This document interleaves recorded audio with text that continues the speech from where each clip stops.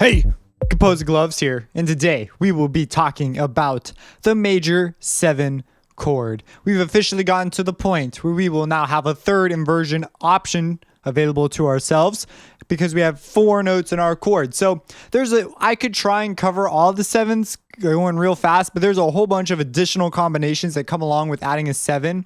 And I feel like just doing it all in one video is a bad idea because I want to point out things as we go along. So first, let's just build a C major chord. So this is always built so the major 7 is all major. So if you take the major scale, you just take all the major intervals. So we have a 1, 3, 5, and now we've added a 7. So if we come over here, let's put down a C or a B, I guess. I want a C. C's easy. C, E, G, and then a major 7, if you remember the C major scale. Da, da, da, da, da, da, da. Hey, look, it's a B, so we add a B. That's a major 7 chord. Sounds like this. How nice, right? And we could let's do an E.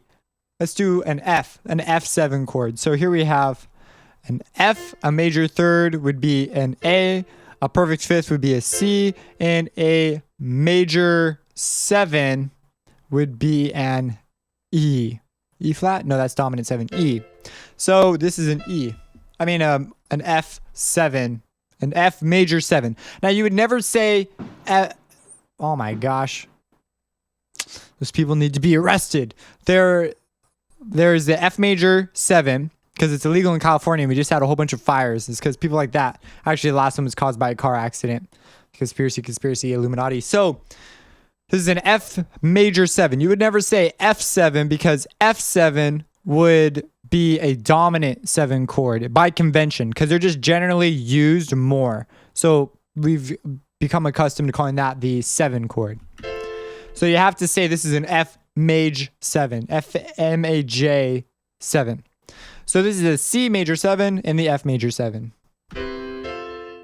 Pretty cool stuff. You can kind of get pretty jazzy. This is a lot of jazz, uses tons of 7s through everywhere. Let's make a G major 7. Why not? We'll keep the trend going with some staying in C major, sort of. So here we go. G, B, D, because that's G major. So we make a major chord and we just add major 7, which would be in the key of G and F sharp. Whoops, I didn't want that. Let's add the F and make it sharp. This is the G major 7. So we've added the major 7 because remember the F is sharp in the G major scale. So it's G major. So I did leave the key, but whatever. Yeah, got some sort of groovy going on.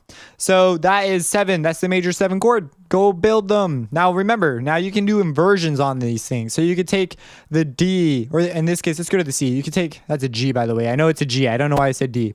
So this is a C. You can move the C up. You get the first inversion. You can move the E up so that G is in the bass. So the 5th's in the bass. That is the second inversion. Guess what? Now you can have the 7th in the bass. Now you have the 3rd inversion.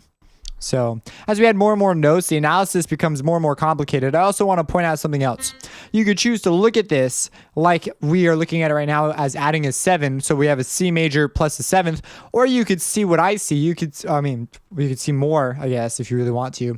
But there's a C major chord. And then if we start at the E, this is an E minor chord. So we have a major chord and a minor chord sort of combined together. What does this mean? This is like a hint. What the heck? This is a hint to...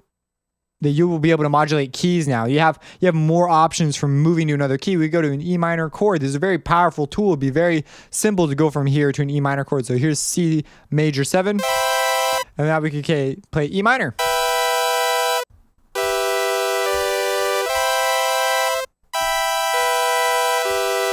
I'm actually adding in, then I'm going over to a C major 2nd inversion. Anyways, yeah, it's pretty cool. I can actually say crap like that and you should understand what I'm saying if you've mastered the previous lessons. So that's how you make these 7 chords. Go and make mini 7 chords. Do not be lazy. Challenge yourself. Make them. Try and use them in a composition. You know, add these things bit by bit to your compositions. If you have any questions, let me know. Subscribe and have a blessed day.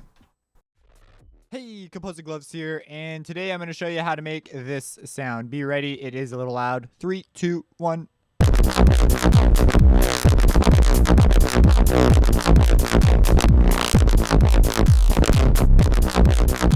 So it is a bandpass bass, and that is all that's going on. It's actually one of the more simple ones, and I made it using